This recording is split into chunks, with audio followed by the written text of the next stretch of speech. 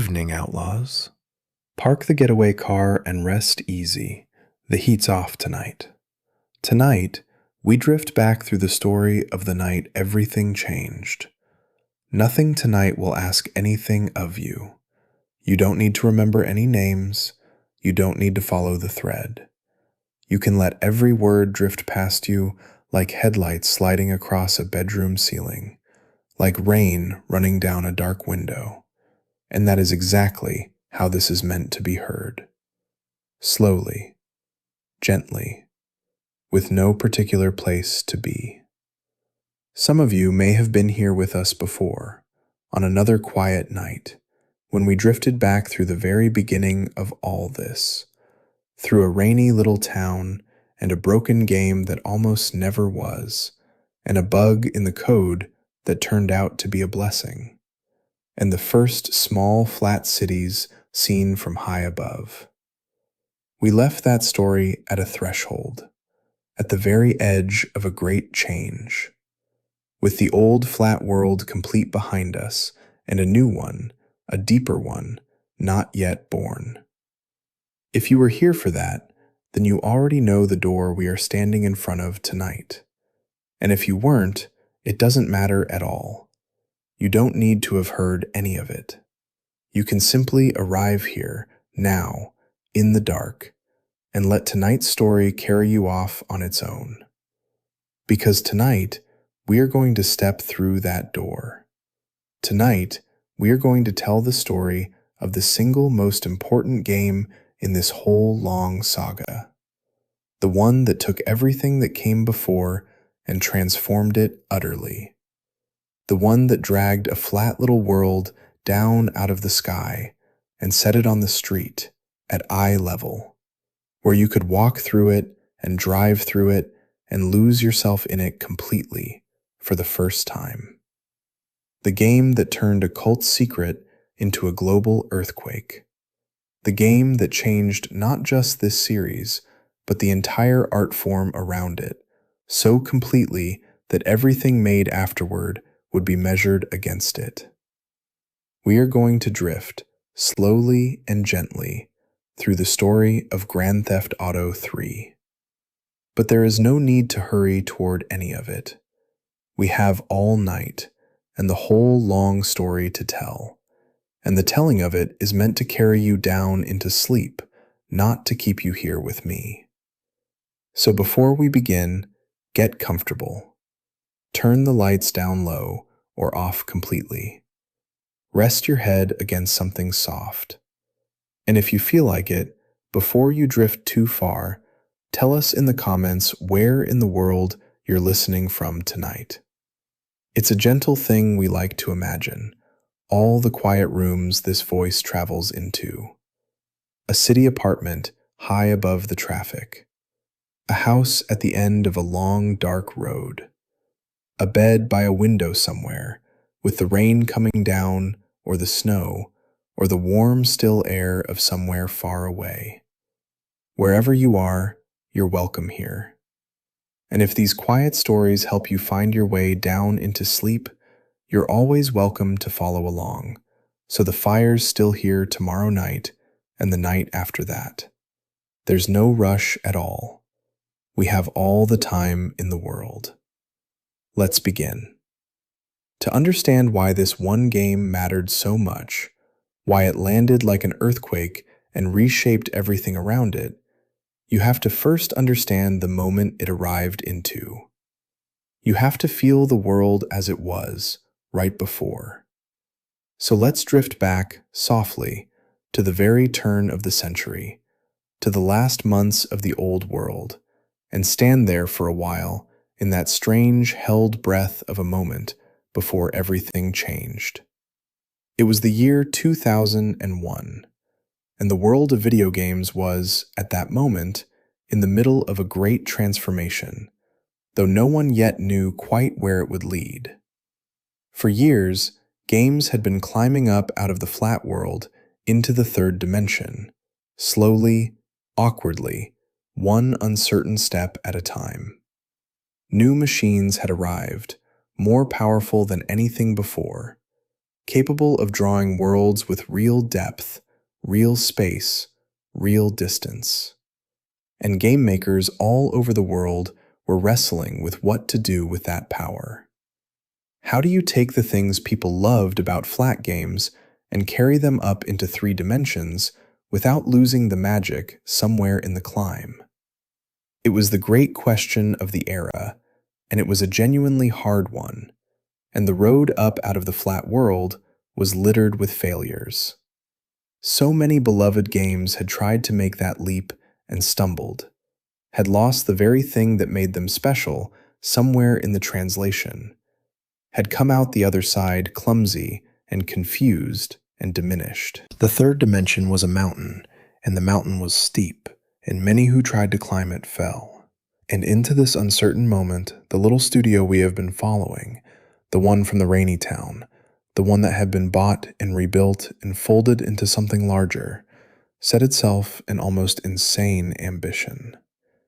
They were going to take their crime game, their game of stolen cars and open cities and glorious mayhem, and they were going to drag it all the way up into 3 dimensions. Not halfway, not cautiously, all the way. They were going to take everything that had made their flat games special, the freedom, the chaos, the living, reacting city, the joy of being handed a world and told to do whatever you wanted in it, and they were going to rebuild all of it, from the ground up, at street level, in a real and solid 3-dimensional city that you could walk through and drive through and truly inhabit. Let's sit with just how enormous that ambition was, softly, here in the dark, because it is easy to miss now from where we stand on the far side of it. Now it seems obvious. Now every great open-world game works more or less this way, and we take it entirely for granted. The idea of a vast 3-dimensional city that you can move through freely, doing as you please. But at the time, it had barely been done, and never quite like this. To build an entire city, a whole functioning city, in 3 dimensions, and to fill it with traffic and people and life, and to let the player go anywhere in it, do anything in it, at any time, with no walls and no rails, and no one telling them where to go. This was a genuinely radical thing to attempt. The sheer amount of work was staggering. Every building needed to be modeled, every street laid out, every car and every pedestrian brought to life. The city had to hold together, had to feel real, had to run smoothly enough on the machines of the day that it felt like a place and not a slideshow. It was, by any reasonable measure, too much, too ambitious, too likely to collapse under its own weight, the way so many other 3-dimensional dreams had collapsed. Sensible people, looking at what the studio was trying to do, might well have said it couldn't be done. Not like that, not all at once. And there was another problem, deeper than the technical one, and worth resting on for a moment. Because it was not at all clear that the thing that made these games fun in the flat world would survive the journey into the 3rd dimension at all. Think about it softly. In the flat games, you looked down on the whole city from high above, like a god surveying a map. You could see everything at once. You could plan your chaos, watch it unfold beneath you, take in the whole glorious spread of the city in a single glance. But down at street level, in 3 dimensions, all of that would change. Now you would be inside the city, at the mercy of it, able to see only what was in front of you, around the next corner, down the next street. Would the freedom still feel like freedom when you could no longer see the whole board? Would the chaos still be fun when you were down in the middle of it instead of floating safely above? Would the living city still feel alive, or would it feel cramped, confusing, claustrophobic? No one knew. No one could know, until they built it and played it. The studio was making an enormous bet, staking everything on the belief that the magic would survive the climb, that the feeling they had captured in the flat world would not only survive being dragged down to street level, but would be deepened by it, made richer and more immersive and more real. It was a leap of faith, a genuine one, and it could very easily have gone the other way.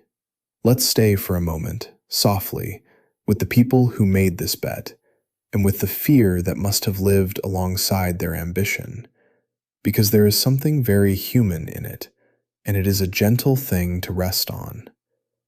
Imagine being one of them.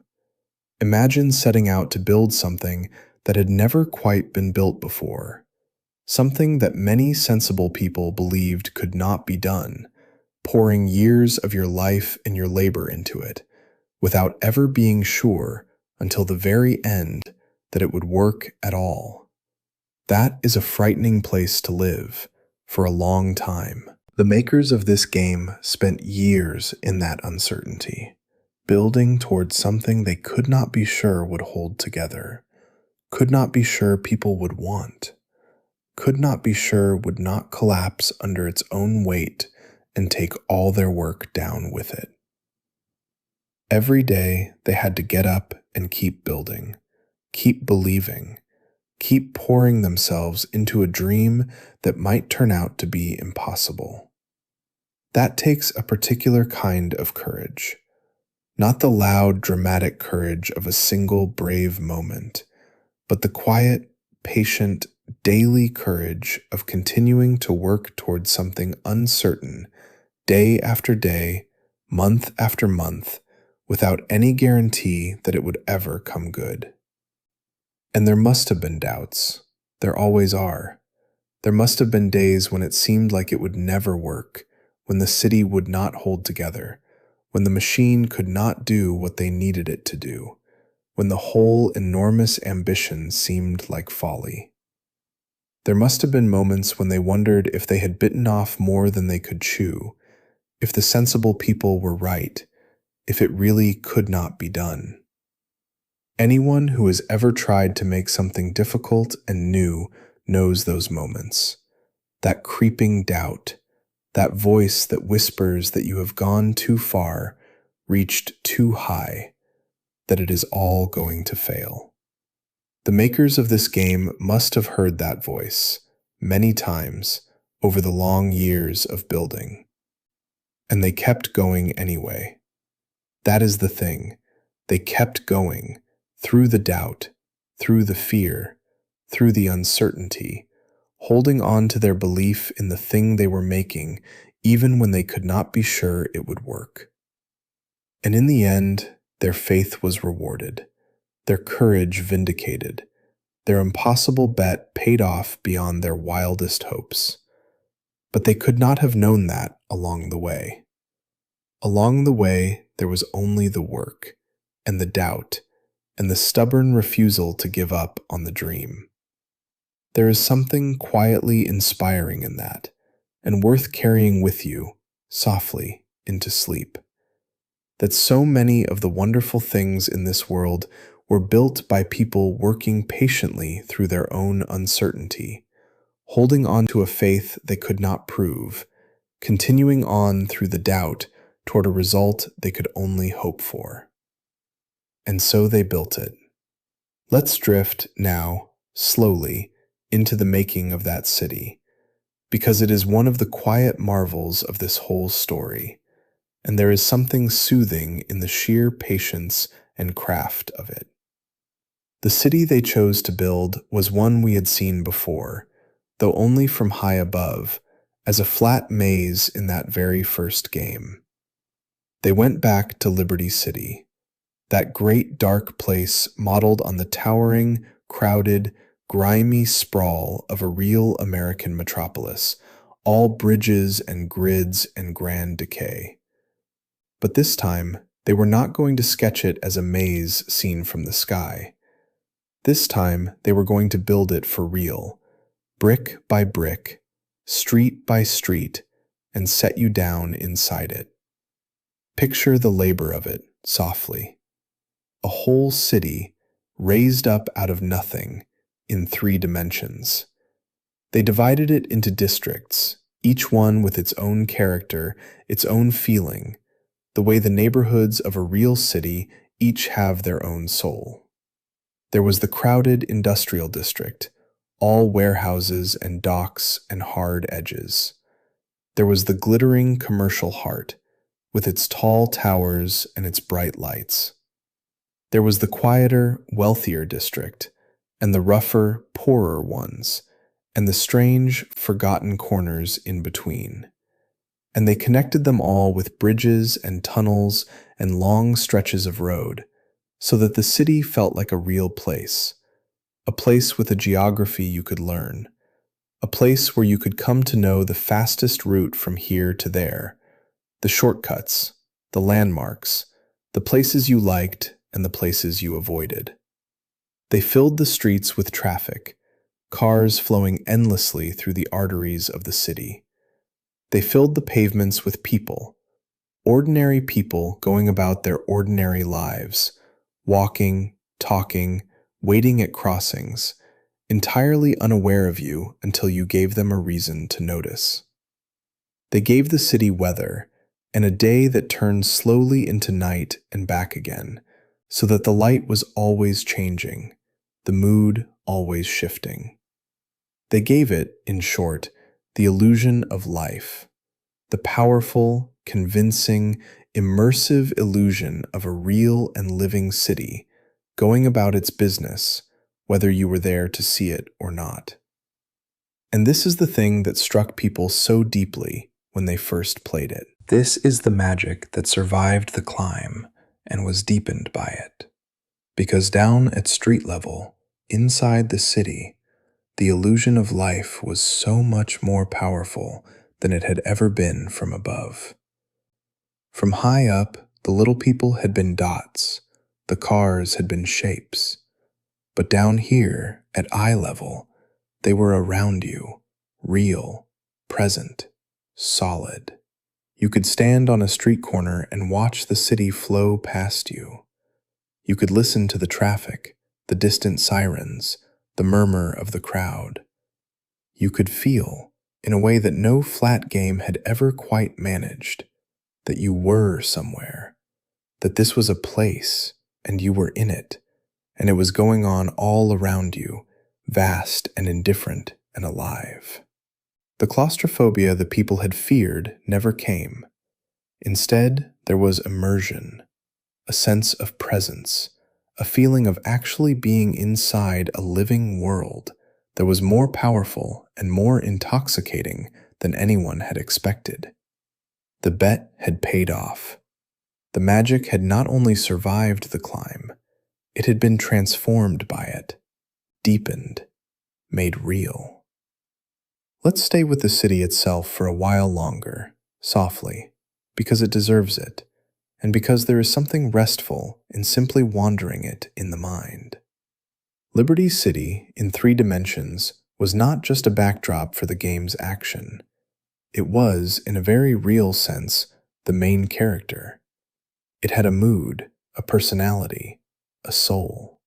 It was a hard city, a cynical city, a place of crime and corruption and grim humor, and all of that came through, not just in the story, but in the very texture of the place, in the gray skies and the grimy streets and the endless flow of indifferent traffic. It was a city that did not care about you. That was part of its power. You were not the center of it. You were just one more small figure moving through a vast machine that would go on turning with or without you.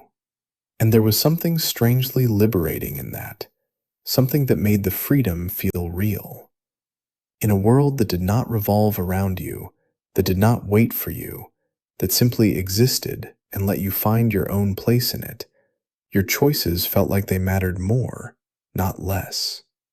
You were not the star of a story being told to you. You were a person, loose in a city, making your own way. And people fell in love with simply being there. This is one of the quiet truths about why the game mattered so much. Long before they cared about the story, before they had done a single mission, people fell in love with the simple act of existing in that city. They would drive aimlessly through the streets just to feel the city flow past.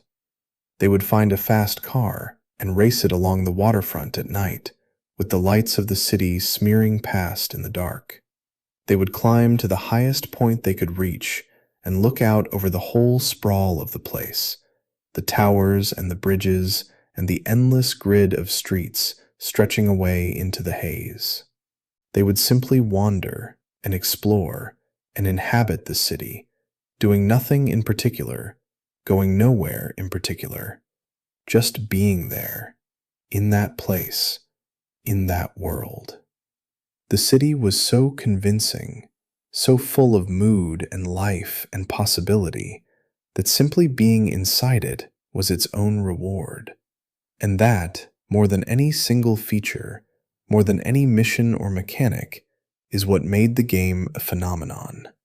It gave people a place to be, a second city, waiting for them whenever they wanted it, as real and as full and as free as any place they had ever been. And the city reacted to you. This was one of the deepest sources of its magic, and it is worth drifting into softly, because it is what made the whole thing feel truly alive rather than merely beautiful. The city was not a passive backdrop, a pretty picture you moved through. It responded. It pushed back. Everything you did had consequences that rippled out into the world around you. If you drove carefully, obeyed the flow of traffic, kept your head down, the city left you alone, and you were just one more anonymous figure moving through its streets. But the moment you stepped out of line, the moment you did something you shouldn't, the city noticed, and it responded. And the response grew and grew the further you pushed. This was the old idea, the one that had been there since the very first flat games, the rising and falling tide of consequence. But here, in 3 dimensions, at street level, it was more powerful and more thrilling than it had ever been. Cause a little trouble, and the police would take a mild interest, a single patrol car, perhaps, coming to investigate. Push further, cause more chaos, and the response would grow. More police, more urgency, the pressure building around you.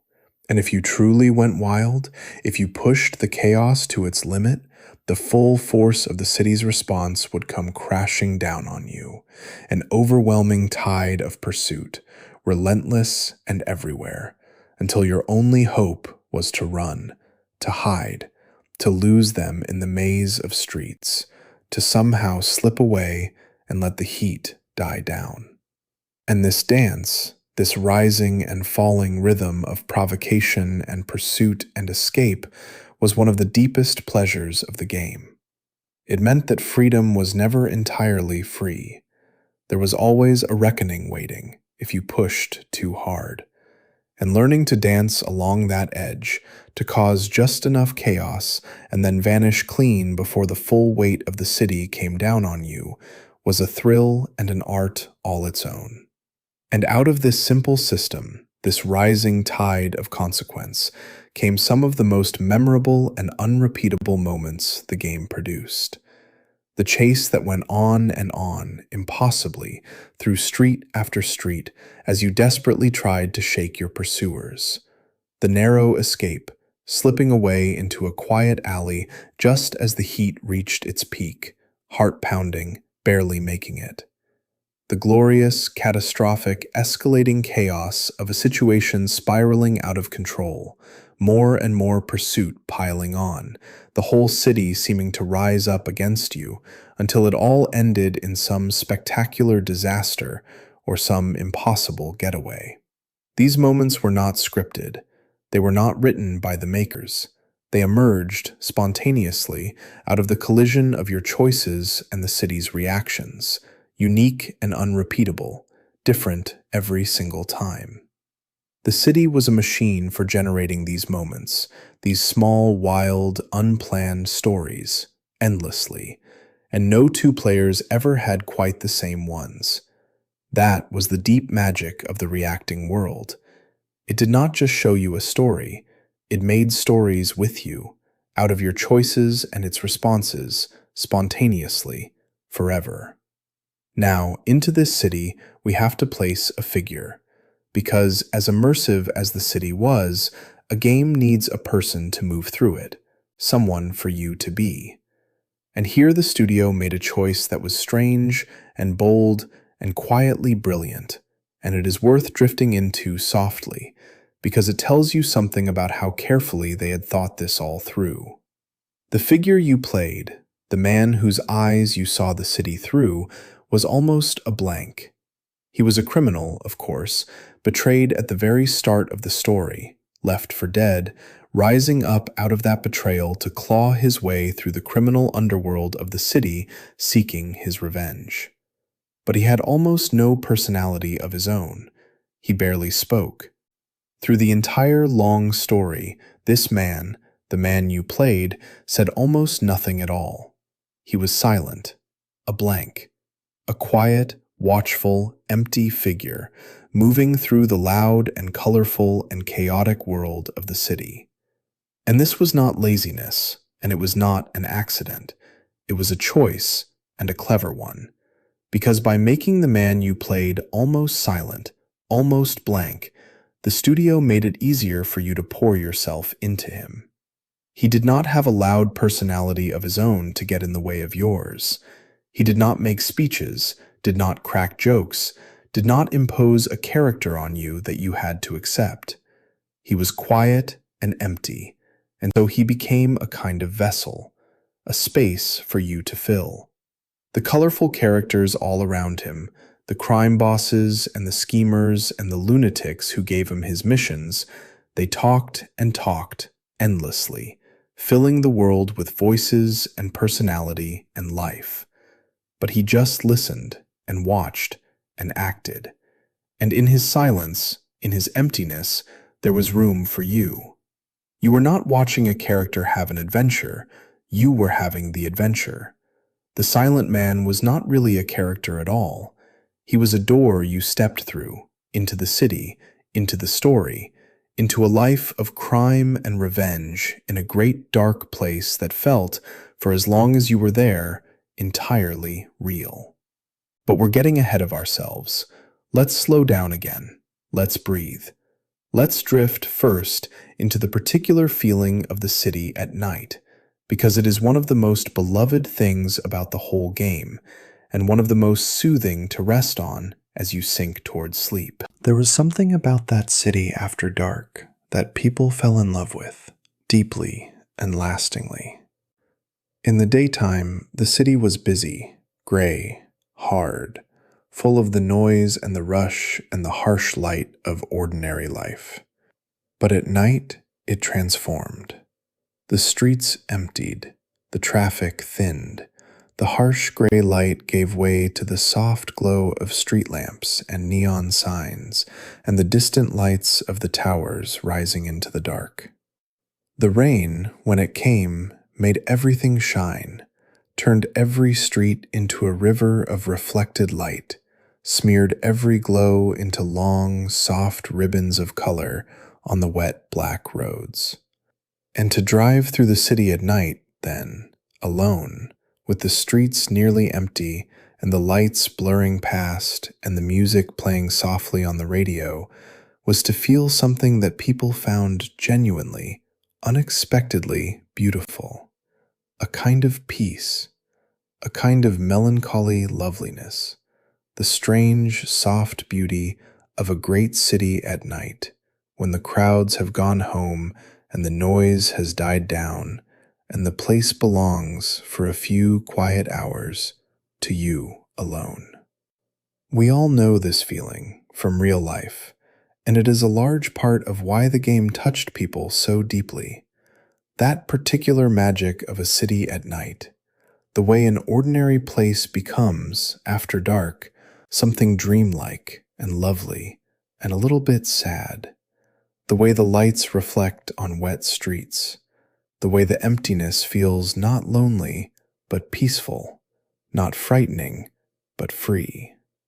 Anyone who has ever driven home late through a quiet city or walked its empty streets in the small hours knows that particular feeling, that soft, nocturnal beauty, that sense of a familiar place made strange and lovely by the darkness and the quiet. The game captured that feeling and offered it to people whenever they wanted it. You could drive through the city at night, alone, for as long as you liked, just to feel it, just to be in it, just to soak in that soft, melancholy beauty.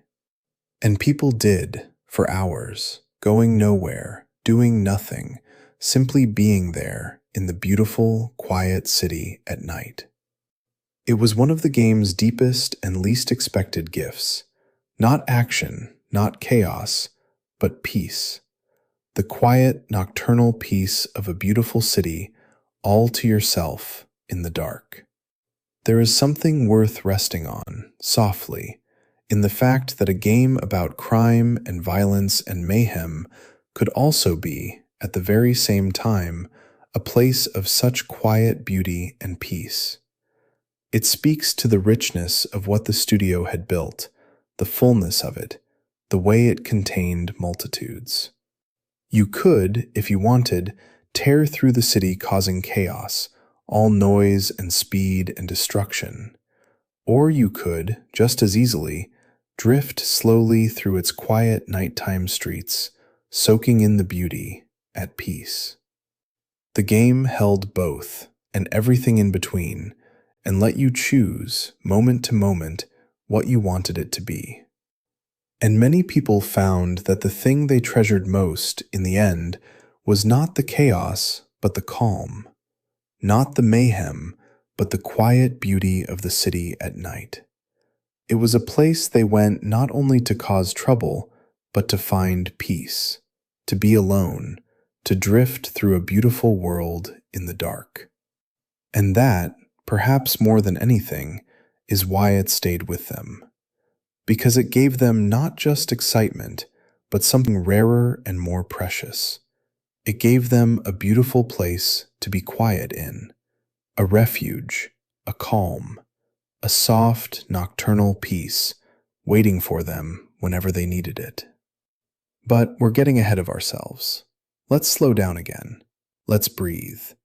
Let's talk, softly, about the radio, because the radio is one of the great secret hearts of this whole game, and of the whole series, and there is something wonderfully soothing about it as a thing to drift on. We touched on it once in the story of the earlier games. Even in those first flat cities, when you climbed into a car, music would play, and each car had its own sound. But here, in the three-dimensional city, that small idea blossomed into something extraordinary, something that people would treasure for the rest of their lives. Because now, when you got into a car in the city, you could tune the radio. And there were stations, many of them, each one a whole little world of its own.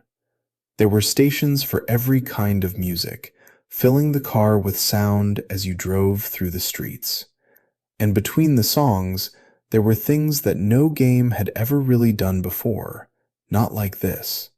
There were commercials, fake commercials for absurd invented products, dripping with satire, poking fun at the emptiness and the madness of a certain kind of consumer culture. There were talk shows with invented hosts and callers, arguing and rambling and revealing, in their ridiculous way, the strange soul of the invented city. There were news broadcasts that reacted, in their own darkly comic way, to the mayhem you had been causing. The radio was a whole invented world of sound, layered over the invented world of the city, and it made the whole thing feel deeper, richer, more alive, more real than any game had ever felt before. And there was something magical, specifically, about music and driving together. We all know this feeling from real life, That particular alchemy that happens when the right song is playing and the world is sliding past the window. When an ordinary drive becomes, for a few minutes, something that feels like a scene from a film, something significant and beautiful, and a little bit melancholy. The game reached for that feeling, deliberately, and it caught it. Driving through the three-dimensional city at night, with the lights smearing past in the dark and the right song playing on the radio, was an experience of a kind that games had simply never offered before. It was cinematic, it was atmospheric, it was, in its way, genuinely moving. People would drive around the city for hours, going nowhere, just to listen, just to feel that particular magic of motion and music and the great, indifferent city flowing past. The radio turned the simple act of driving from a means of getting somewhere into an experience worth having for its own sake. And that, again, is part of the deep secret of why the game gripped people so completely.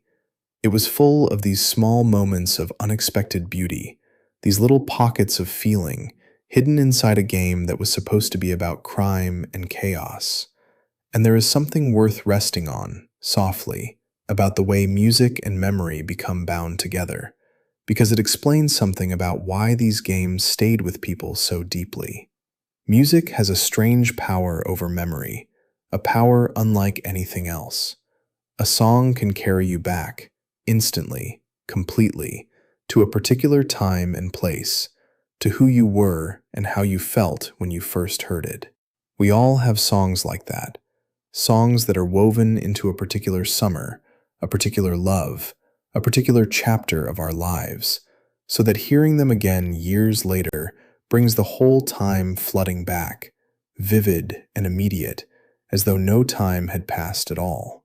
And the game, by binding its music to its world, by making certain songs the soundtrack to certain experiences, wove itself into people's memories in exactly this way. For a great many people, the songs they heard on those radio stations, driving through that city, became forever bound to the game, to that time in their lives, to who they were when they played it. And ever after, hearing one of those songs would bring the whole thing flooding back. The city, the freedom, the particular feeling of that time, the person they were back then. The music became a key, a doorway, a thread connecting them forever to that world and that chapter of their own lives. There is something quietly moving in that, and worth carrying with you as you drift, because it means that the game did not just live in the time people spent playing it, it lives on, still, in the music, in the songs that are forever bound to it, ready to carry people back whenever they hear them. A person can be going about their ordinary life, decades later, and a song comes on, and suddenly they are back there, in the city, young again, free again, driving through the neon-lit streets with their whole life ahead of them. The game gave them not just an experience, but a permanent connection to it, a way back, a thread they could follow home whenever they heard the right song. And that is one of the deepest and most lasting gifts a piece of art can give. Not just to move us in the moment, but to become woven into the fabric of our memory, bound to the music and the feelings of a time, so that it stays with us always, ready to return, ready to carry us back for the rest of our lives. And running all through it, through the radio and the city and the story and the whole texture of the world, there was the humor, the satire, the knowing, mocking, deeply funny sensibility that had been there in this studio's work from the very beginning, from the very name of the company, and that here reached a new level of sophistication. The invented city was a funhouse mirror held up to the real world, exaggerating its absurdities, laughing at its excesses, refusing to treat anything as sacred. The advertisements mocked consumerism. The talk shows mocked the emptiness of a certain kind of public discourse. The whole world was shot through with a sharp, cynical, gleeful wit that treated nothing as above ridicule. And for a certain kind of player, This was intoxicating. Here was a game that seemed to see the world the way they were beginning to see it, that found the same things ridiculous, that refused to pretend, that laughed at the very things everyone else took so seriously. It felt like being let in on a joke, a private, subversive, clever joke, running underneath the whole loud, chaotic surface of the game. And that wit, that refusal to be earnest, that willingness to mock everything, became one of the defining features of the series, one of the things that set it apart, one of the reasons it felt so alive. Let's drift, now, into the shape of the thing you actually did in this city, softly, because it too was a kind of quiet revolution. In most games, then and now, you are led. You are given a task, and you go and do it, and then you are given the next task, and so on, down a path laid out for you by the people who made the game. But here, it was different. Here, the city was open. You could go where you wanted, when you wanted, and do more or less what you pleased. There were missions, yes, jobs to do for the various criminal figures of the city, and doing them moved the story forward and opened up more of the city to you. But you did not have to do them. Not right away. Not ever, if you did not want to. You could simply exist in the city, making your own fun, causing your own chaos, living your own criminal life on your own terms. The missions were there when you wanted structure, when you wanted story, when you wanted to push forward and see what happened next. But the freedom was always there, underneath, waiting. The freedom to simply be in the city, doing as you pleased. And this balance between structure and freedom, between the story you could follow and the life you could simply live, was one of the game's deepest and most brilliant achievements. It meant that the game was different for everyone who played it. Some people rushed through the missions, hungry for the story, eager to see how it all turned out. Others barely touched the missions at all, and spent their hours simply inhabiting the city, exploring it, playing in it, making their own entertainment. Most people did some of both, moving back and forth between the two, following the story for a while, and then wandering off to make their own fun, and then drifting back to the story again. The game did not force you down a single path. It handed you a city, and a life, and a set of possibilities, and it trusted you to make of it whatever you wanted. And that trust, that freedom, that sense that the experience was yours to shape, was intoxicating. It was, once again, the oldest and deepest magic of these games, the magic that had been there since the very first flat cities, the magic of being handed a world and being trusted to do whatever you wanted in it. Only now, that world was a real three-dimensional city, and the freedom was deeper and richer and more immersive than it had ever been before. And then, at last, it was finished. After all the labor, all the risk, all the impossible ambition, the game was done, and it was released out into the world, in the last months of that old year, at the very turn of the century. And what happened next is one of the great stories in the whole history of this medium. So let's drift into it slowly. At first, no one quite understood what had landed. The game came out, quietly enough, into a world that did not yet know it had been waiting for it. But then, people started to play it, and something began to happen.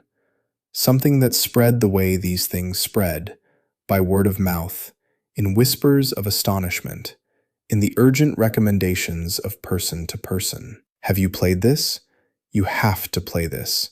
You won't believe it. There's a whole city, a whole real city, and you can go anywhere, do anything. And slowly, and then quickly, and then all at once, the game caught fire. It became a phenomenon. It sold, and it sold, and it kept on selling, far beyond anything anyone had expected, far beyond what the studio had dared to hope. It became one of the defining games of its era, of its whole generation of machines. It became, almost overnight, a giant. And it was more than just a commercial success. It was something deeper than that. It was a moment when an entire art form took a step forward all at once, and everyone could feel it. Because the game did not just sell well, it changed what people thought a game could be. It showed the whole world, players and creators alike, what was possible. That you could build a whole living city and set a player loose inside it. That a game could be an open world, a place to inhabit rather than a path to follow. That freedom, real freedom, could be the heart of a game rather than an afterthought. And once people had seen it, once they had felt it, there was no going back. The game sent a shockwave through the entire industry.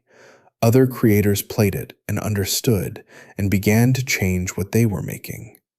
The open world, the free-roaming three-dimensional city, the sandbox of possibility. All of it, which had seemed so radical, so risky, so uncertain, became, almost overnight, the thing that everyone wanted to make and everyone wanted to play. The game did not just succeed, it redrew the map. It opened a door that the whole medium then walked through, and the world of games on the far side of that door was a different world than the one that had come before. Let's sit with that for a moment, softly, because it is a rare and remarkable thing. It does not happen often that a single work remakes an entire art form around it. But this was one of those moments. Before this game, the world of games was one thing. After it, it was another. A line was drawn, and everything fell on one side of it or the other. The games that came before and the games that came after. And the games that came after, so many of them, for years and years, were shaped by what this one game had shown was possible.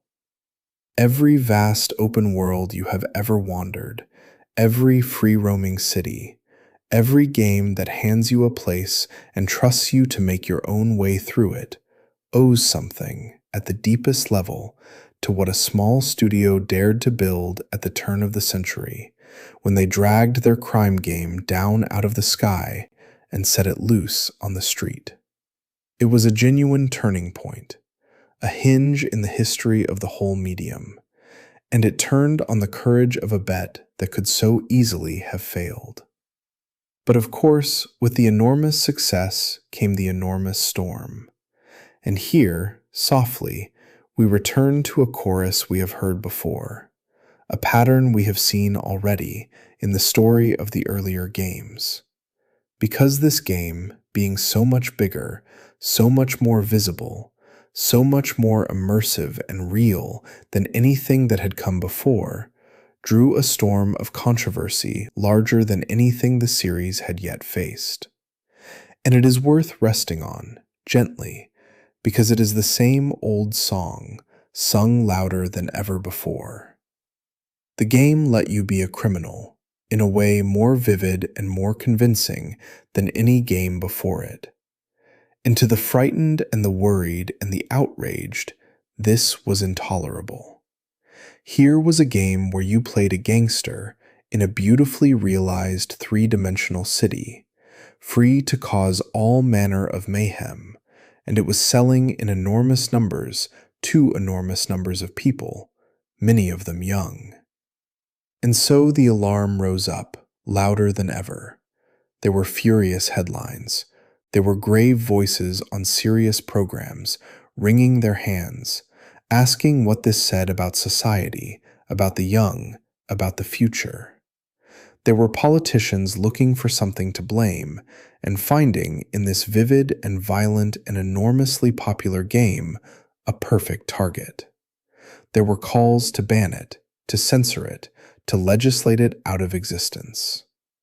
The game became, for a time, a symbol of everything that certain people feared about the modern world, about young people, about the direction of the culture.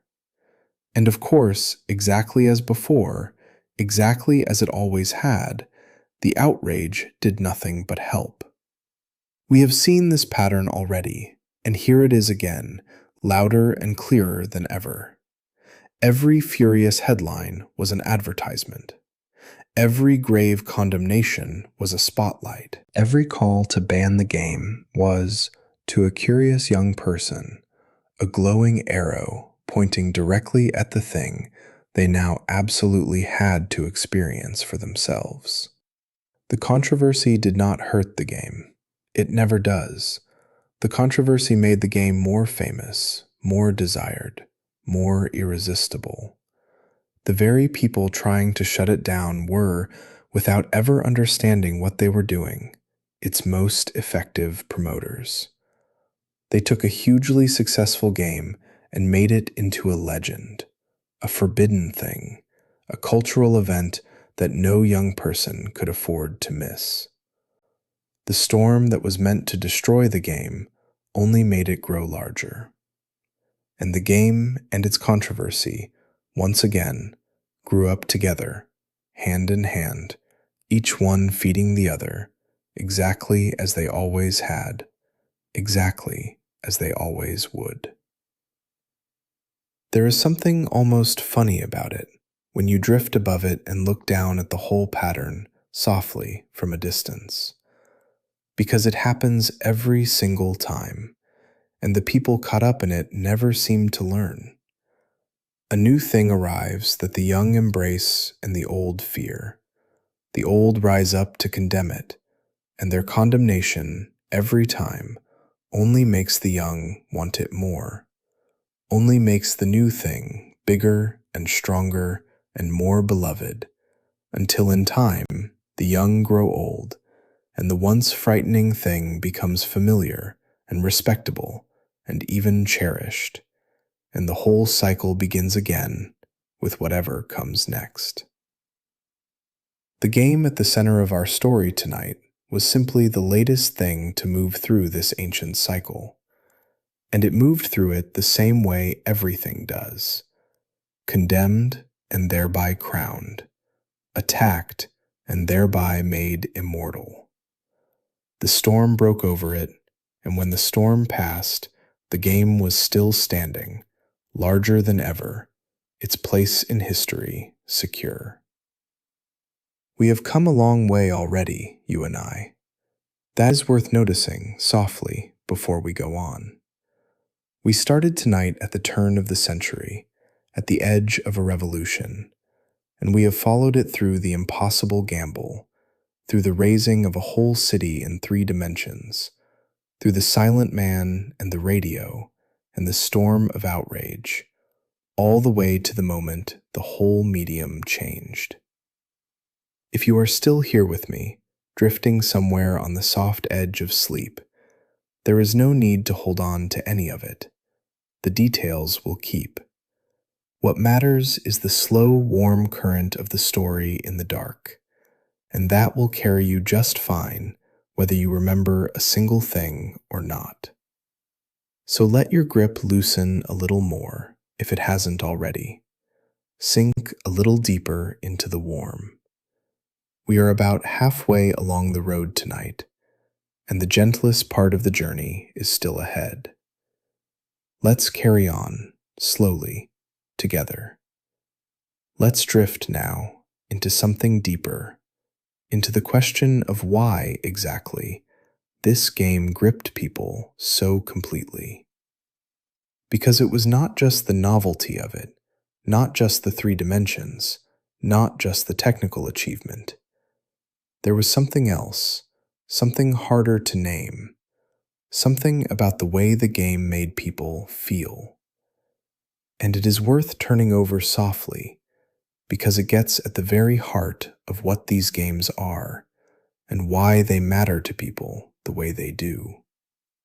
The deepest thing the game offered, the thing beneath all the other things, was a feeling of presence, of being somewhere else. When you played, for as long as you played, you were not in your own room, in your own life, with your own troubles. You were in the city. You were somewhere else entirely, a whole other world, vast and detailed and alive, and you could move through it freely, and it responded to you, and it felt, for as long as you were there, genuinely real. This is one of the deep magics of games, the thing they can do that no other art form can quite manage. A book can take you somewhere in your imagination. A film can show you somewhere on a screen. But a game can put you there, can let you move through a place under your own power, make your own choices, find your own way, and in doing so, it can create a feeling of actually being somewhere that is unlike anything else. And this game did it better than anything before it. It created a whole world, and it let you live in it. And for millions of people, that was a profound and wonderful thing. Because we all need, sometimes, to be somewhere else. That is not a weakness. It is a deeply human need, as old as storytelling itself. We have always told each other stories and lost ourselves in them, precisely because sometimes the world we are in is too small, or too hard, or too heavy, and we need, for a little while, to slip away into another one, to visit a place where the ordinary rules do not apply, where we can be someone else, do things we would never do, live a life that is not our own. This game offered that, more completely than almost anything before it. It offered a whole city to disappear into, a place to go when you needed to be somewhere other than where you were. And for a great many people, in all kinds of lives, in all kinds of circumstances, that was a genuine gift. A second world, always waiting, always open, a place to go and be free. And within that world, people did the most remarkable thing. They began to tell their own stories. This is one of the loveliest things about the game, and about the whole form it helped to pioneer, and it is worth resting on gently. Because the game did not just give people a story to follow, it gave them a place in which to make their own. And they did, endlessly, in ways the makers could never have fully planned or predicted. Every player's time in the city became a series of little stories, unplanned, emergent, arising out of the collision of the player's choices and the city's endless reactions. The time you tried to do one thing and it went hilariously wrong. The chase that went on and on through the streets, impossibly, until you finally, barely, got away. The moment of unexpected beauty, driving along the waterfront at sunset with the right song playing. The small, private adventures that no two players ever shared, because they arose out of the unique, unrepeatable collision of one particular player with one particular moment in the living city. The game was a story engine, a machine for generating stories, endlessly, that belonged entirely to the person playing. And people came away not just with memories of the game's story, but with memories of their own stories, their own adventures, their own unrepeatable time in the city. That is a rare and precious thing for any work to give. Not just a story to receive, but a place in which to make your own. There is something worth dwelling on, softly, in that idea of the game as a place to make your own stories, because it connects to something deep about why these worlds stay with people for the rest of their lives. When you receive a story from a book or a film, it is someone else's. You love it, perhaps, but it belongs to its makers. But when you make your own story, inside a world someone has built for you, that story is yours. It happened to you. You were there. And so the memories of a game like this settle into the mind in a different way than the memories of a film or a book. They settle in more like memories of things that actually happened, of places you actually went, of adventures you actually had. People who played this game as young people carry the city around inside them still, decades later, not as a thing they watched, but as a place they lived.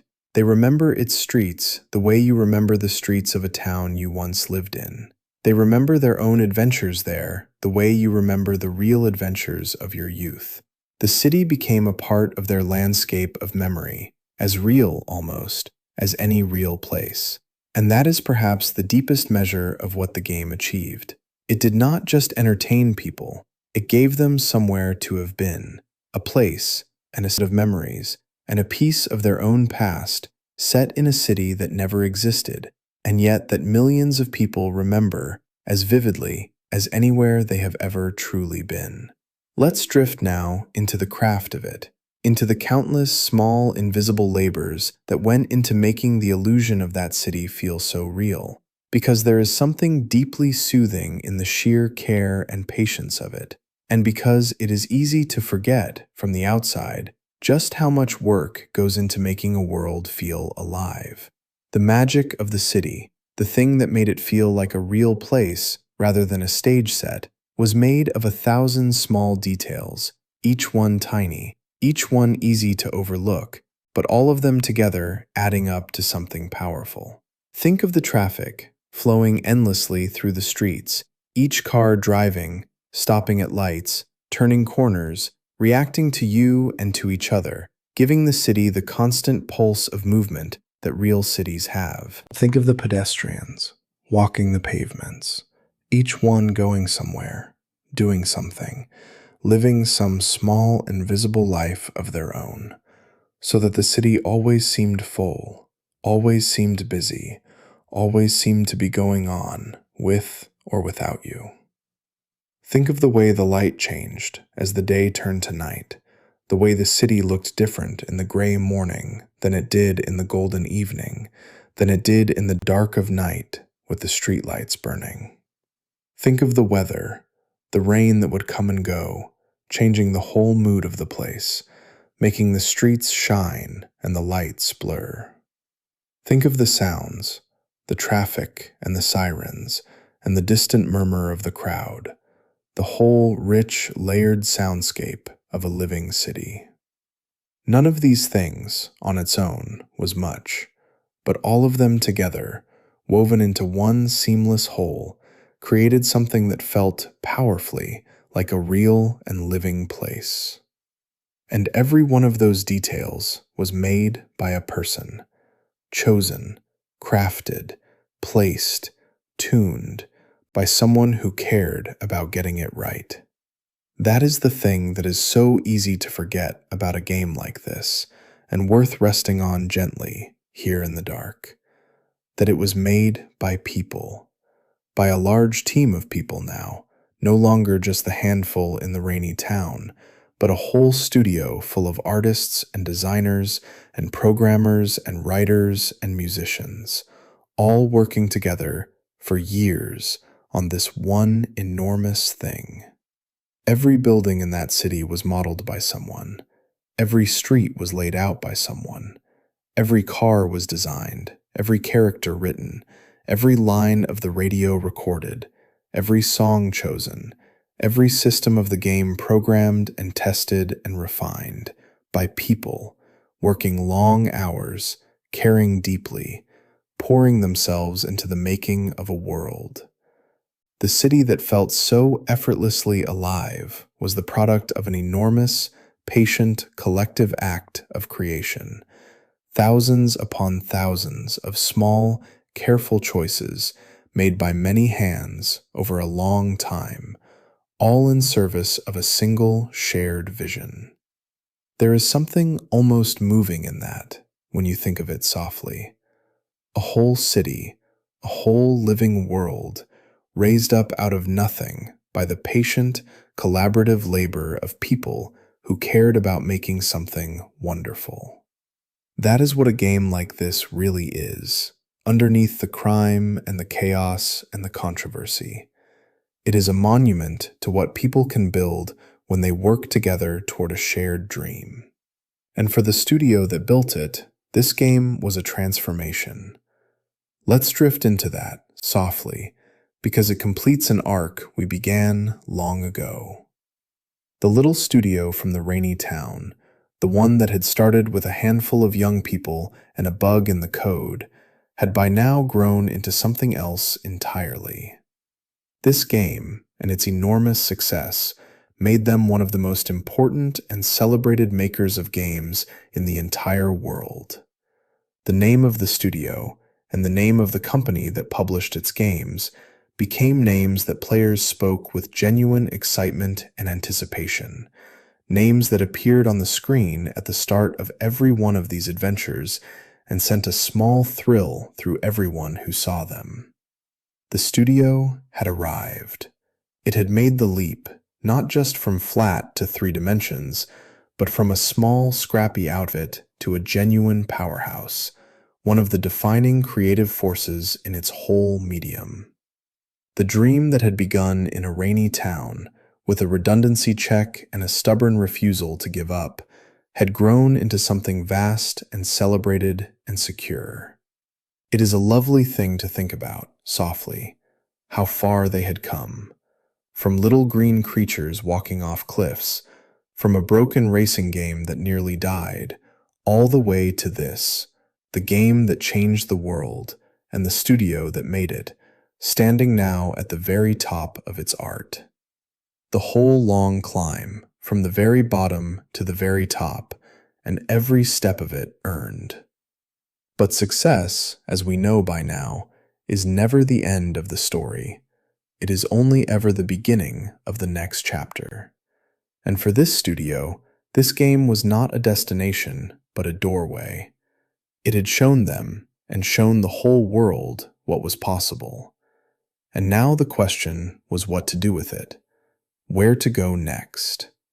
How to take this thing they had built, this living 3-dimensional city, this open world of crime and freedom and possibility, and make it even bigger, even richer, even more alive.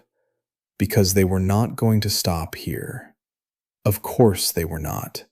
Having built one city, they were already dreaming of the next. And the next one, the one that came after, would take everything this game had achieved and pour it into a place drenched in a very particular kind of light.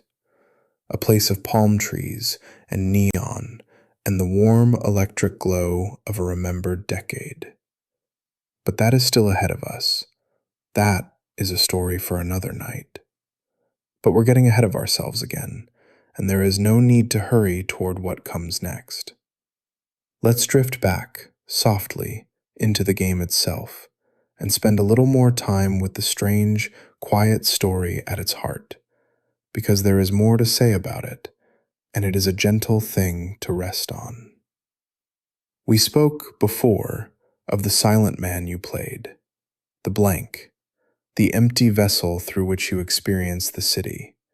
But let's think a little more about the story he moved through, because it is a particular kind of story, an old and resonant kind, and it shaped the whole feeling of the game. It was a revenge story. At the very start, the man is betrayed. He is part of a criminal job, and it goes wrong, and someone he trusted turns on him, leaves him for dead, takes everything. And he survives, barely, and rises up out of that betrayal with a single burning purpose: to climb back up, to find the one who betrayed him, to have his revenge. And the whole long arc of the game is the story of that climb, from the very bottom of the criminal underworld back up toward the top, working for one criminal figure after another, doing their dirty work, rising through the ranks, always moving toward that final confrontation, that settling of the score.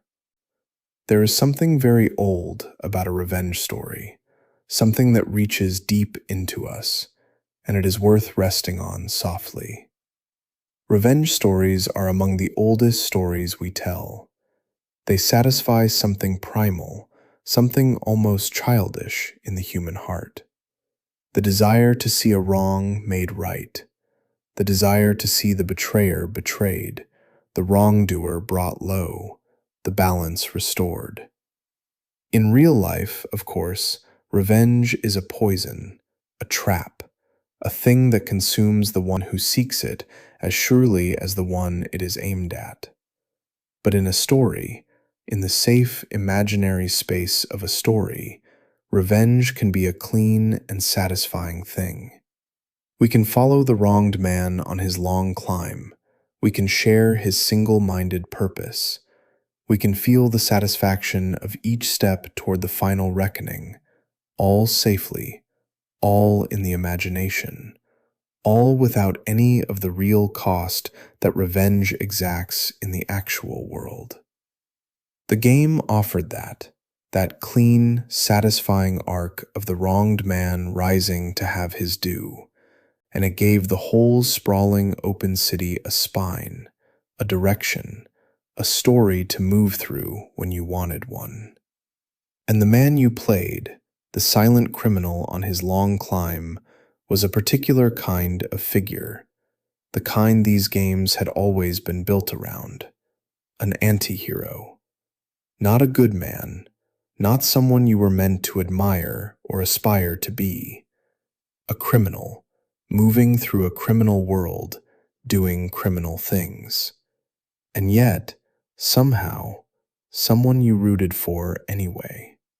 Because he had been wronged, because he was the one you were, the door you had stepped through into the story.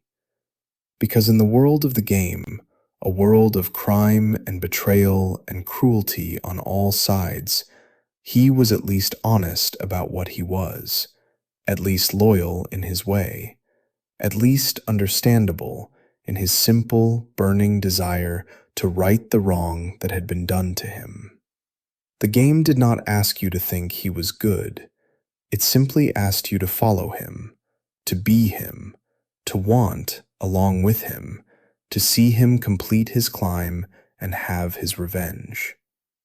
And there is something interesting in that, in the way these games have always been built around figures who are not heroes, not good, not admirable, and yet who we follow and root for all the same.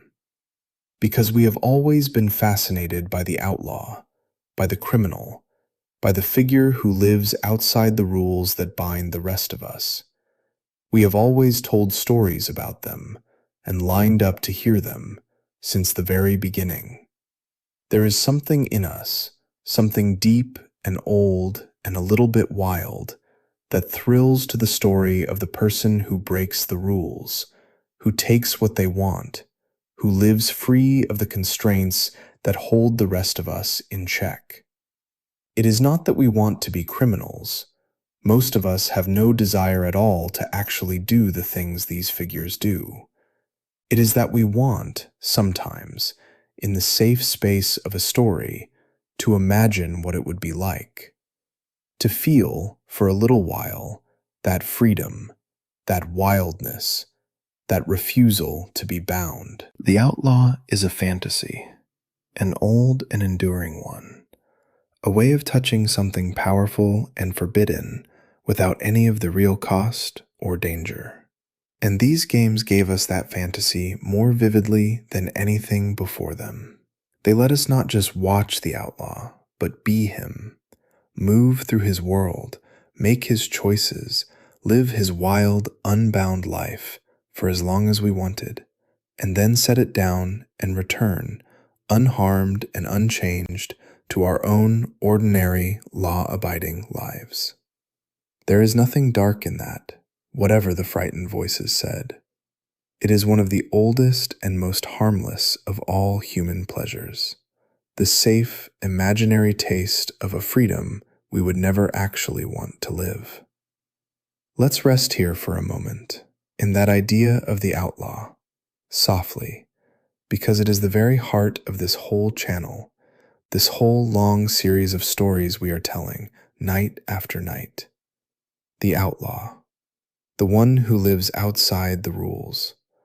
From the silent man on his revenge in the three-dimensional city, all the way back and all the way forward through every one of these stories, there runs this single thread. The fascination with the figure who breaks free, who takes what they want, who lives wild and unbound in a world of their own making. It is a fantasy as old as human beings, and these games are simply its newest and most vivid form.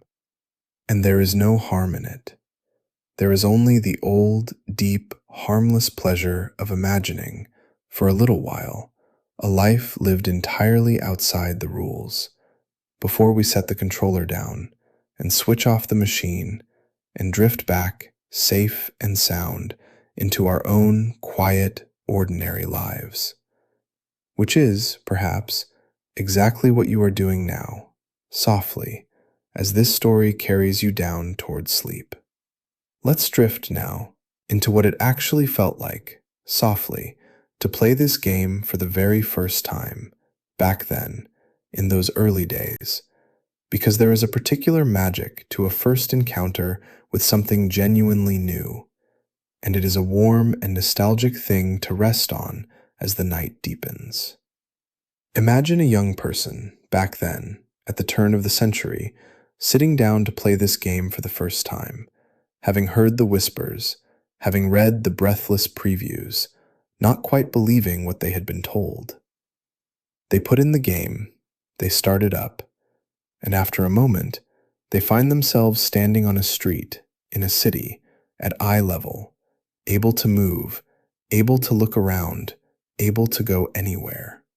And for a moment, they just stand there, and they turn, slowly, taking it in.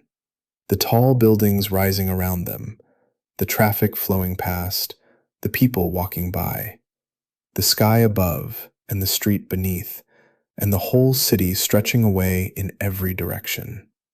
And something happens in that moment, something that is hard to describe to anyone who was not there, who did not feel it at the time.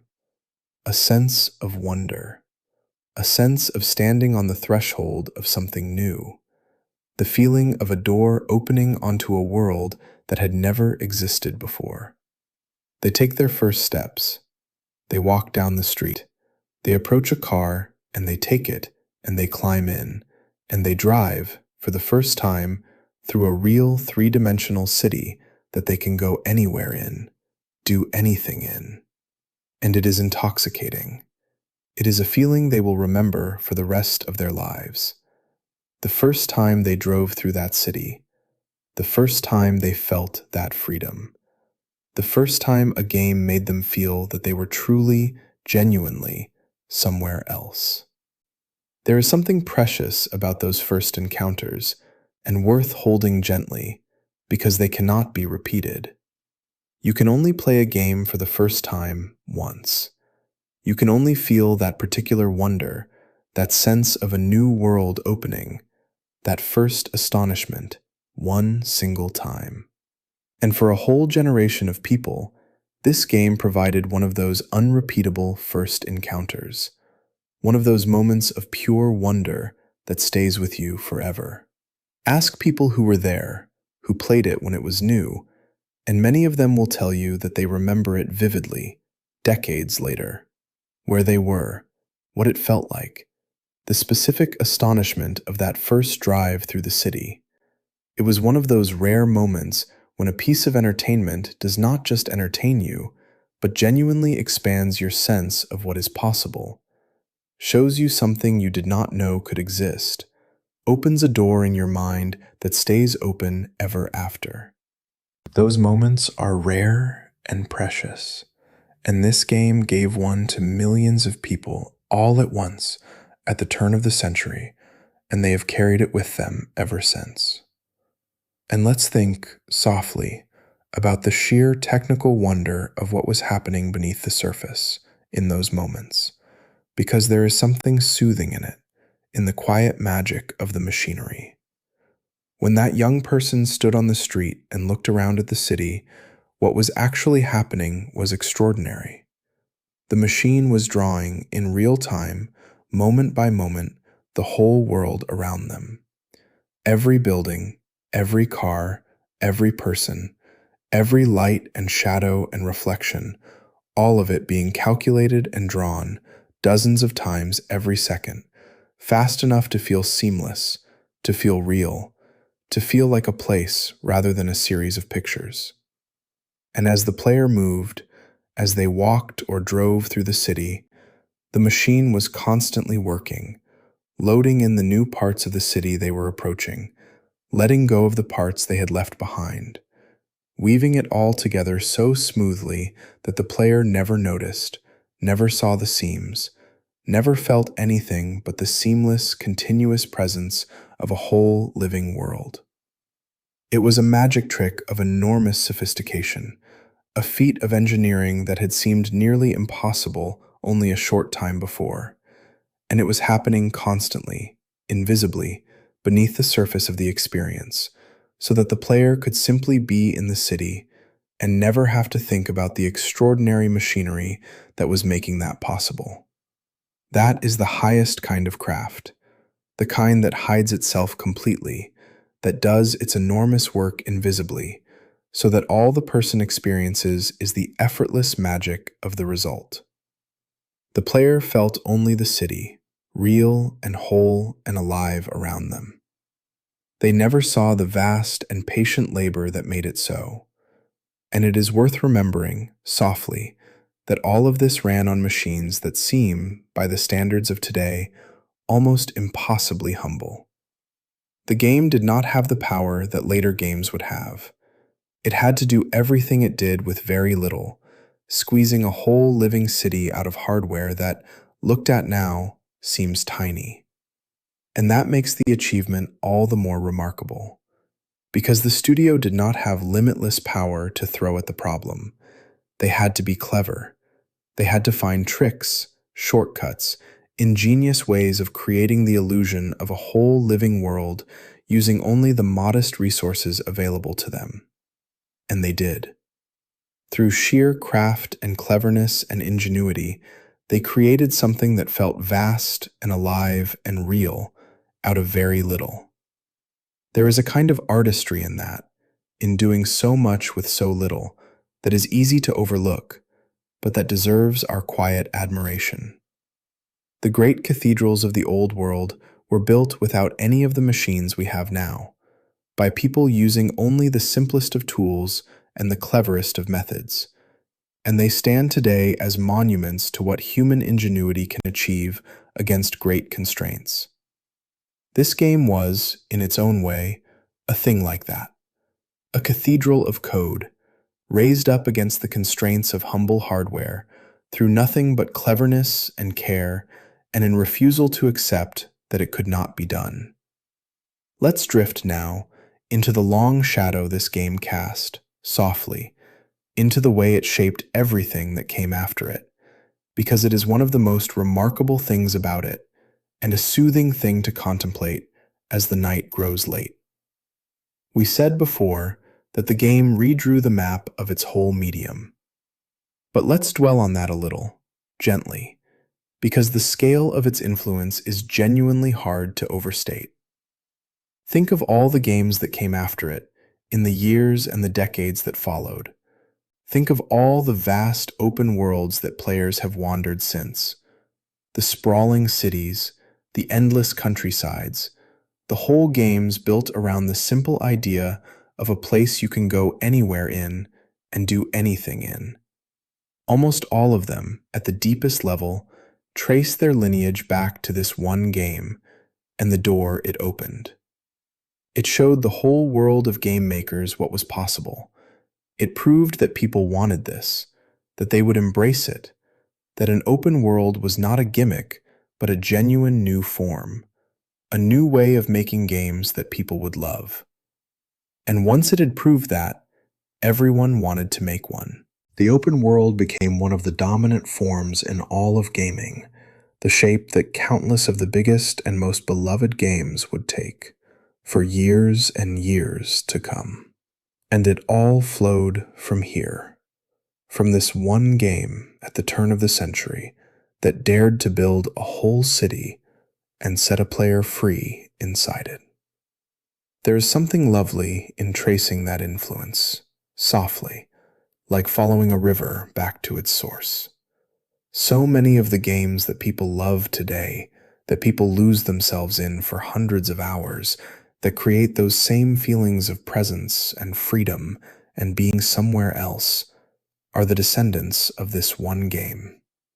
They inherited its fundamental idea, its basic shape, its core insight that a game could be a place to inhabit rather than a path to follow.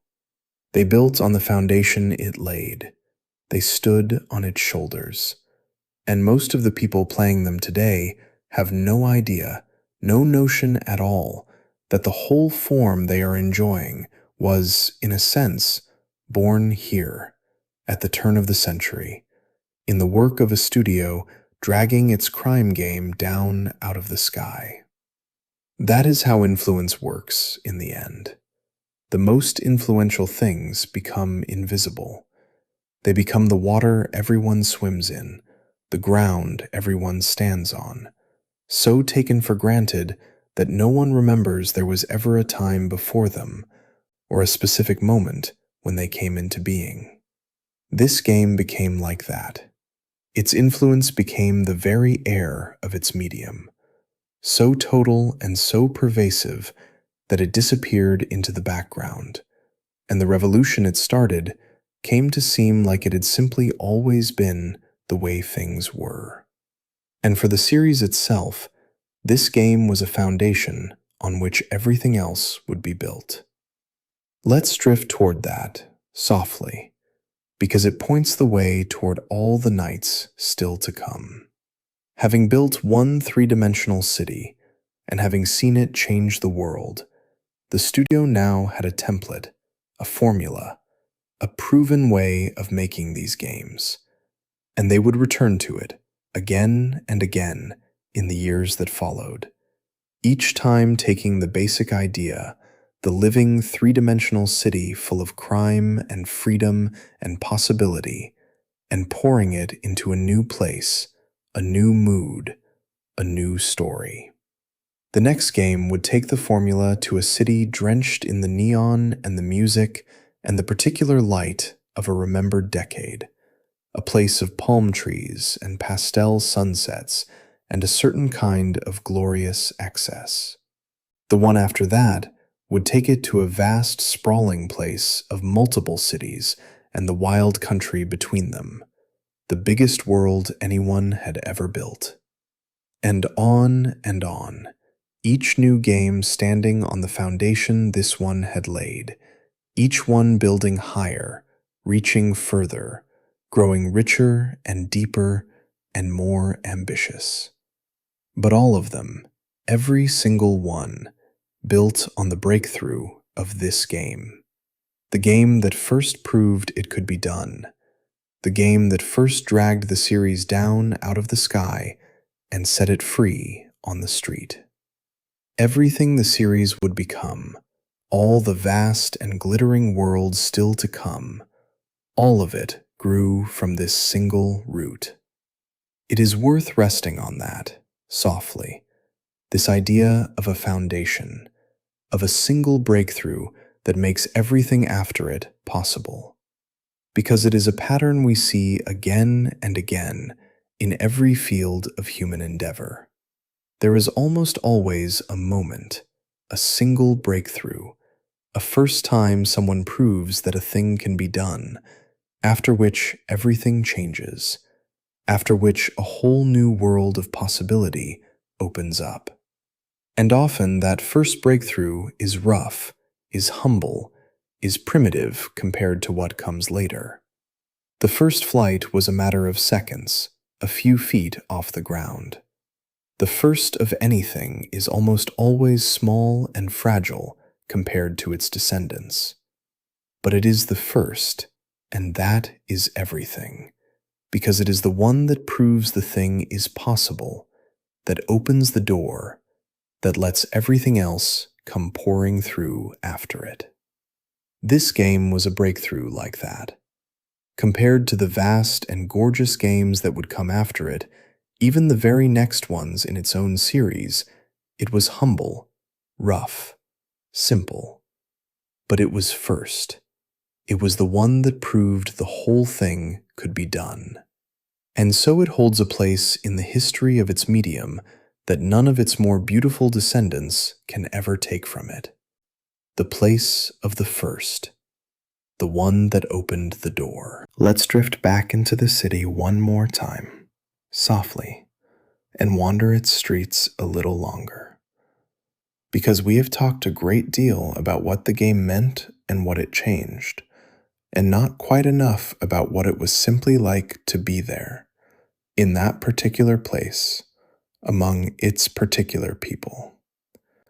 And that is a gentle thing to rest on as the night deepens around you. The city was full of characters, not the silent man you played, but all the others, the loud and colorful and dangerous figures who populated the criminal underworld and handed you your missions and drove the story forward. And they were a remarkable collection, drawn with a sharp and satirical and deeply entertaining eye. There were the crime bosses, each one a distinct and memorable figure, ruling their corner of the underworld with their own particular style. There were the schemers and the fixers and the middlemen, the strange assortment of people who make up the machinery of a criminal world. There were figures of menace and figures of comedy, and figures who were somehow both at once, frightening and ridiculous in the same breath. The city was populated by a whole rogues gallery of the criminal and the corrupt, and each one brought their own flavor, their own voice, their own particular brand of villainy or greed or madness to the world.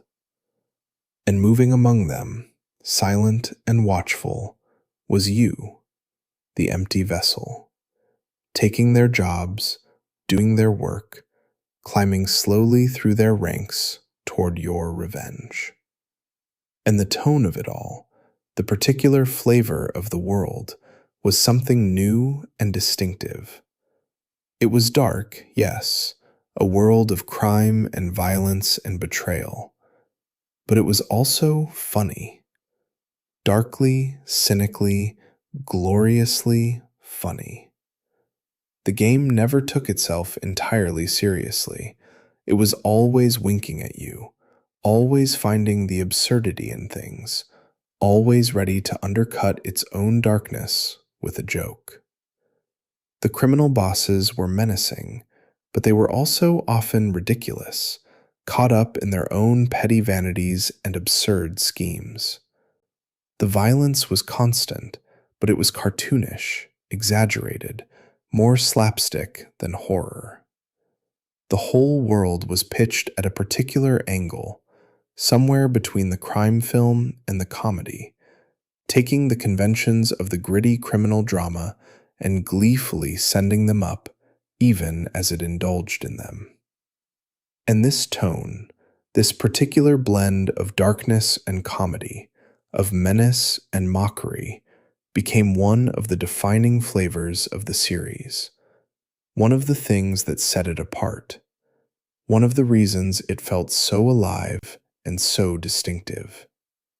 It was not a simple thing, this tone. It was a difficult balance to strike, this mixture of the dark and the funny, the violent and the absurd.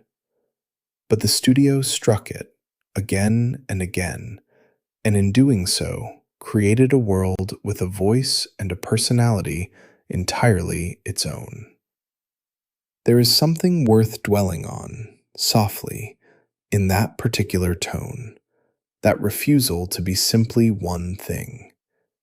Because it would have been easy to make the game simply dark, a grim, serious, violent crime story played straight. And it would have been easy, too, to make it simply silly, a cartoon, all comedy and no weight. But the game did neither. It held both at once, the darkness and the comedy, the menace and the mockery. And in holding both, it created something richer and truer than either would have been alone. Because that is how the world actually is, isn't it? Real life is not simply serious, nor simply funny. It is both, always, tangled together, the tragic and the absurd sitting right next to each other, sometimes in the very same moment. And art that captures both, that refuses to flatten the world into simple seriousness or simple silliness, feels truer, richer, more alive than art that picks only one. The game's tone, its refusal to be simply dark or simply funny, was a large part of what made its world feel so real, so full, so alive. It was a world with the same strange mixture of the tragic and the comic that real life has. And that mixture, that fullness, that refusal to be simply one thing, was one of its quiet triumphs. And underneath all of it, running beneath the comedy and the crime and the chaos, there was that satirical eye we spoke of before, that sharp and knowing gaze turned on the modern world. The city was a mirror, held up to a certain kind of society, and everything reflected in it was exaggerated, distorted, made ridiculous, in a way that revealed something true. The obsession with money and status, the emptiness of a certain kind of consumer culture, the corruption that runs through institutions, the madness of a media-saturated world. All of it was there, in the city, reflected and exaggerated and mocked, so that playing the game was, in a strange way, a kind of satire, a kind of commentary on the very world the player lived in.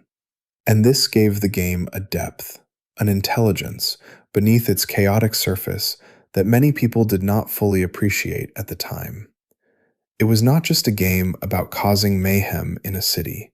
It was, underneath, a sharp and cynical and often very funny commentary on the modern world, dressed up in the clothes of a crime story.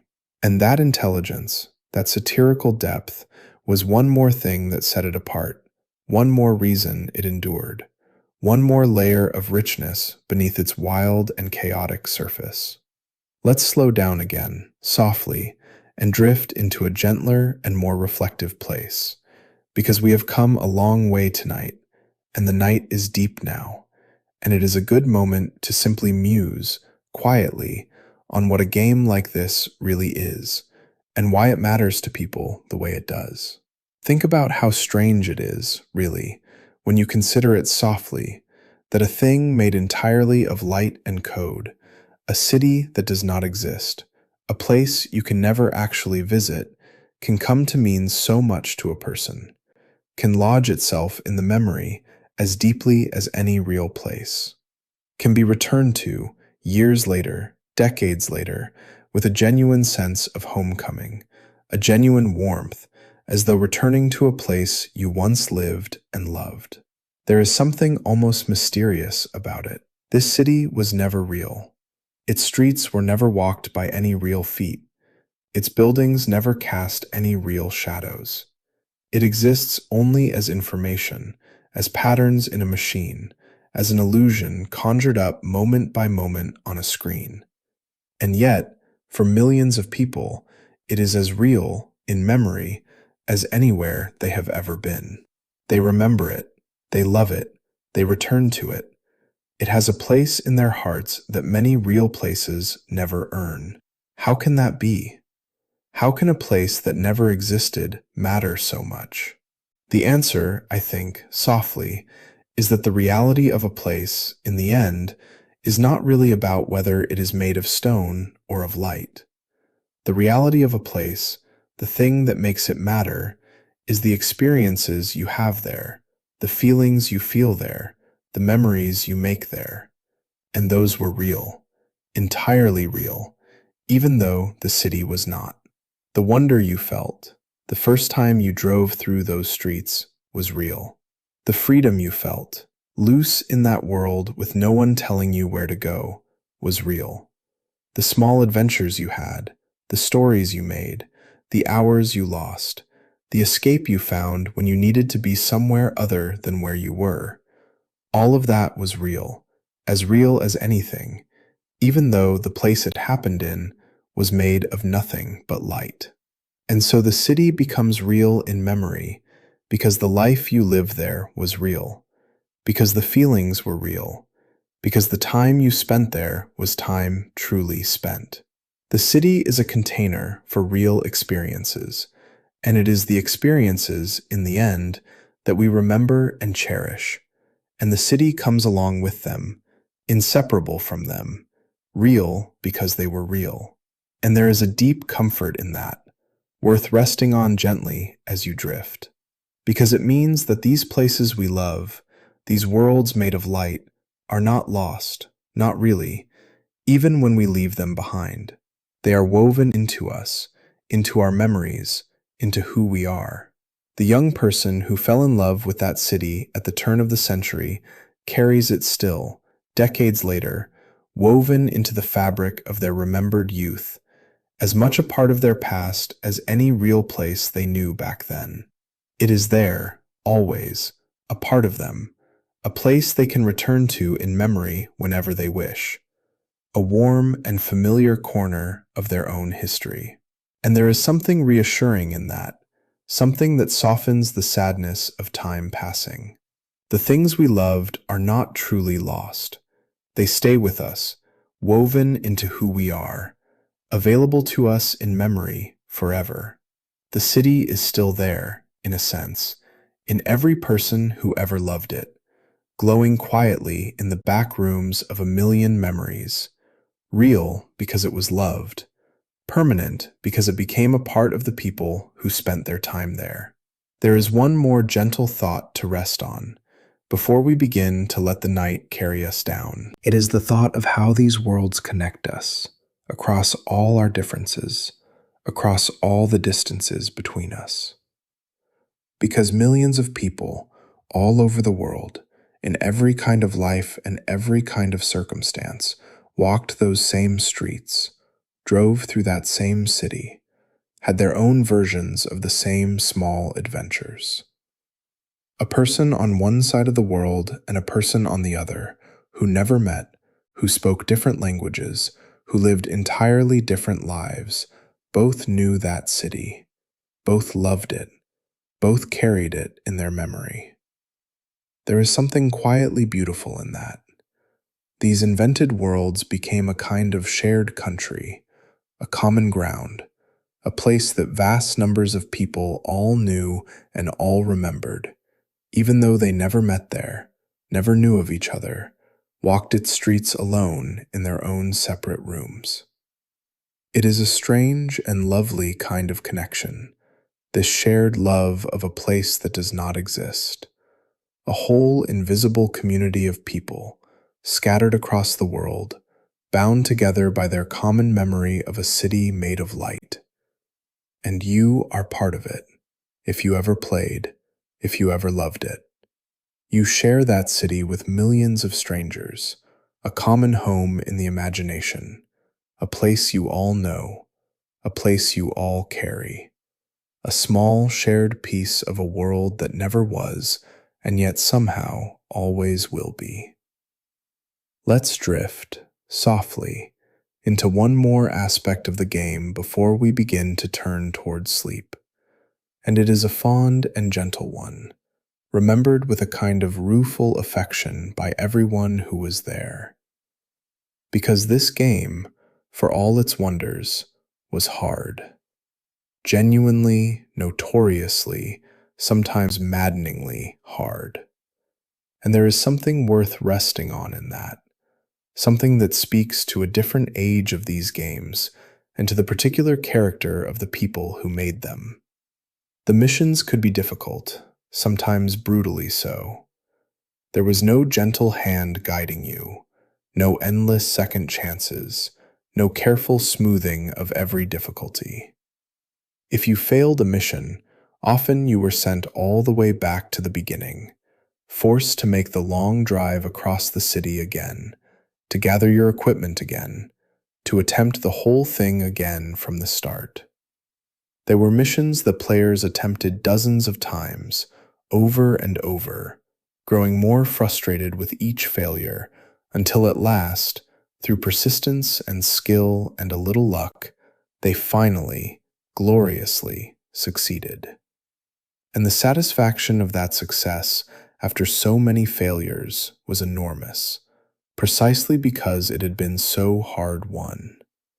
The game did not hand you your victories, it made you earn them, sometimes at great cost in time and patience and frustration. And while that could be maddening in the moment, it created something valuable, something that is a little rarer in the gentler games of today. It created genuine stakes, genuine challenge, genuine triumph. When you finally beat that mission you had failed 20 times, you had truly achieved something, and you knew it, and the satisfaction was real and deep and earned. There is something worth dwelling on, softly, in that old difficulty, in that refusal to make things easy, because it speaks to a certain philosophy, a certain respect for the player, even in its harshness.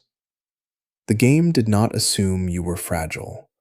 It did not assume you needed to be protected from failure, coddled, guided gently by the hand to a guaranteed success. It threw hard things at you and trusted you to rise to them, to persist, to learn, to master them through your own effort. And there is a kind of respect in that, even when it was frustrating. A faith that you were capable of more than you might have thought, that you could meet a real challenge and overcome it, that you did not need everything made easy for you.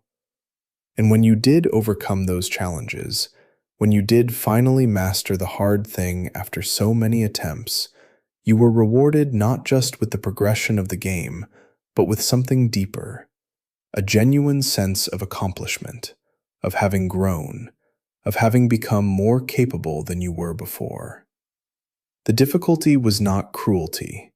It was, in its own harsh way, a kind of respect and a kind of gift. And the frustration itself became, in time, part of the fond memory of the game. This is one of the strange and lovely things about difficult experiences, that the frustration fades and the triumph remains, and even the frustration, in memory, takes on a warm glow. People who struggled for hours with a particularly hard mission remember it now not with anger, but with affection, with a rueful, fond laughter, as one of the defining experiences of their time with the game. The shared frustration became a shared bond, a common experience that players could laugh about together, a story they could tell. Do you remember that mission? The impossible one? The one that took you 100 tries? Everyone who played remembers it, and remembers the frustration, and remembers, above all, the glorious moment when they finally beat it. The difficulty, which was maddening in the moment, became beloved in memory, one more thread in the rich tapestry of what the game meant to the people who played it. Let's drift, softly, into one more gentle thought about the game before we turn towards sleep, and it is a fond and forgiving one. Because for all its wonders, the game was, by the standards of today, rough, imperfect, full of small flaws and quirks and rough edges. The people did not look entirely real. The city, for all its magic, was simple compared to what would come later. There were oddities, glitches, strange little moments where the illusion cracked and you could see, for a second, the machinery underneath. By the polished standards of the games that came after it, even the very next ones in its own series, it was a rough and humble thing, full of imperfections that its makers, working at the very edge of what was possible, could not entirely smooth away. And yet, here is the lovely thing, worth resting on gently. None of that mattered. None of it diminished the magic in the slightest, because the magic was never in the polish. It was never in the perfect rendering of a face or the flawless smoothness of a system. The magic was in the freedom, in the presence, in the feeling of being somewhere else, and all of that was there completely, rough edges and all. In fact, There is a case to be made that the very roughness became part of the charm, that the imperfections gave the game a character, a personality, a particular flavor that the smoother games that came later sometimes lacked. People remember the quirks fondly. They remember the strange glitches, the odd moments, the rough edges, not as flaws, but as part of the game's distinctive character, part of what made it what it was, part of why they loved it. There is a warmth in imperfection, sometimes, that flawlessness cannot match. A handmade thing, with all its small irregularities, can have a soul that a perfect machine-made thing lacks. And this game, rough and handmade and imperfect as it was, had a soul, a character, a warmth that people loved, and that they remember with deep affection to this day, rough edges and all. There is a gentle lesson in that, worth carrying with you into sleep, that the things we love are rarely perfect, and that their imperfections are often part of why we love them, that polish is not the same as soul, and that a rough, handmade thing full of small flaws can touch us more deeply than a flawless thing without any character of its own. The people we love are not perfect. The places we love are not perfect. The things we love are not perfect. And that is exactly as it should be, because it is in the imperfections, so often, that the character lives, that the soul shines through, that the particular irreplaceable thing that we love actually resides. This game was imperfect and beloved, and the two things were not in tension. They were, in a way, one and the same. It was beloved not in spite of its rough, handmade character, but partly because of it. And there is something comforting in that, something that softens our own relationship with imperfection, our own and the world's. We do not need to be perfect to be loved. Nothing does. It is the character that matters, the soul, the particular irreplaceable thing, and that shines through the imperfections, and often because of them. But now the night is growing deep, and it is nearly time to let this story go, and let sleep carry you the rest of the way down. So let's begin, softly, to turn toward the ending, and toward what lies ahead. Because this game, this breakthrough, this revolution, was not the end of anything.